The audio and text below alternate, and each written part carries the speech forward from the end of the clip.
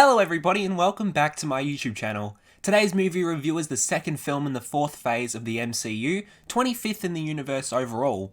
Being such a move forward for the Asian community, this film will be big, so this is Kia's Reviews and this is my review of Shang-Chi and the Legend of the Ten Rings.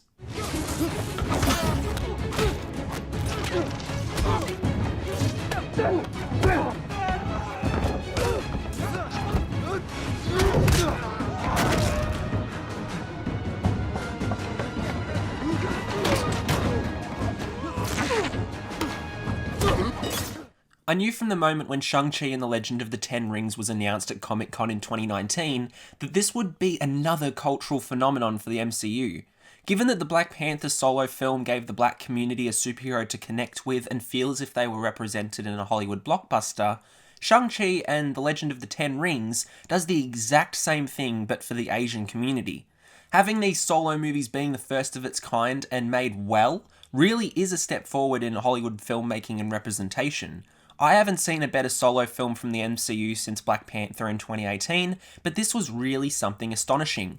Being the first Asian-centric superhero movie, this is bound to be a resounding success around the world, not only for the Asian community, but for everybody. I think there's been some sort of confusion. I like your spike face. Usually, you gotta fight your way to Central Ring. But a viral star like you, front of the line, babe. I'm not here to fight anybody. Okay, I'm looking for my sister, Shusha. Never heard of her. We just lost a fight at the last minute, so you get the next slot. Phase 4 began a couple of months ago with Black Widow, another MCU solo film, and even though I enjoyed parts of that film, this movie feels like the beginning of a new chapter in the Marvel Cinematic Universe. Even though it's the first time we've seen the character of Shang-Chi in this universe, the Ten Rings terrorist organization has been present within the Marvel movies since 2008 with the first Iron Man film. Whilst the story of Shang-Chi was originally going to be introduced as a post-credit scene in the first Avengers movie, the story of the Ten Rings progressed all the way until Iron Man 3, where things took a turn that most fans didn't particularly enjoy whatsoever.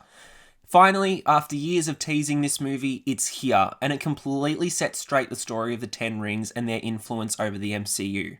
I was expecting a solo movie along the lines of Black Panther, but Shang-Chi really became something else entirely. It is action-packed almost the entire time, enticing its audience and giving them an experience that could only be described as exciting.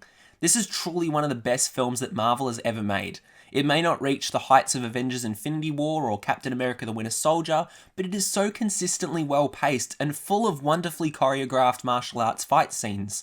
The rate at which the punches are thrown in this film is so quick, and you feel the fun that is to be had throughout the entire film. I'd have to say that the hand-to-hand combat in this film is the best out of all 25 Marvel movies we've seen so far. Simu Liu, I'm so sorry about the pronunciation, could not have been a better choice for the lead character. He makes Shang-Chi memorable and really gives this film everything he's got. Hopefully we see a lot more of him in Phase 4 and Phase 5.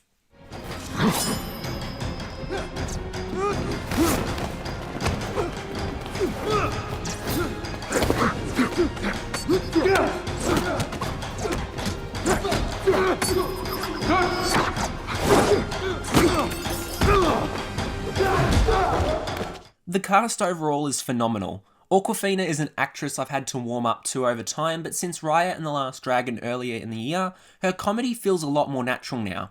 Speaking of the comedy, it's a Marvel movie, it has heaps of it. However, these jokes aren't badly written and in need of a forced chuckle.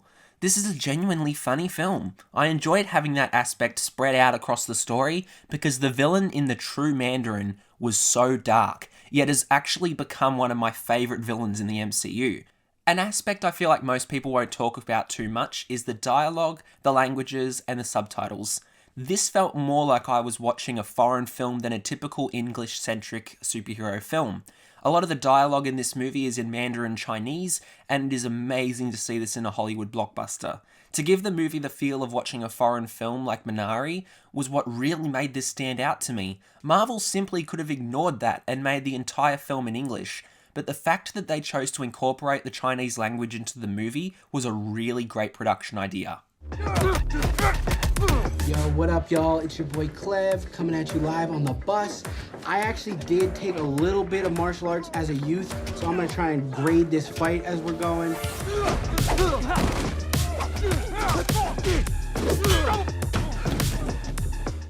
Shang-Chi and the Legend of the Ten Rings is the Marvel movie that has restored my faith in their ability to make great superhero films, and to see that they could still have a brilliant future ahead of them, even after the huge events of Avengers Endgame.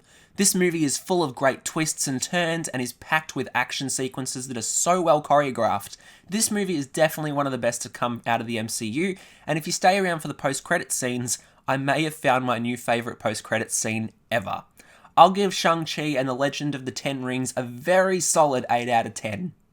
Thank you all so much for watching. Are you looking forward to seeing Shang-Chi and the Legend of the Ten Rings? Let me know below. As always, be sure to have a look at the second episode of my podcast with Nick's Film Reviews and my previous review of Respect. This has been Kia's Reviews, signing off for now.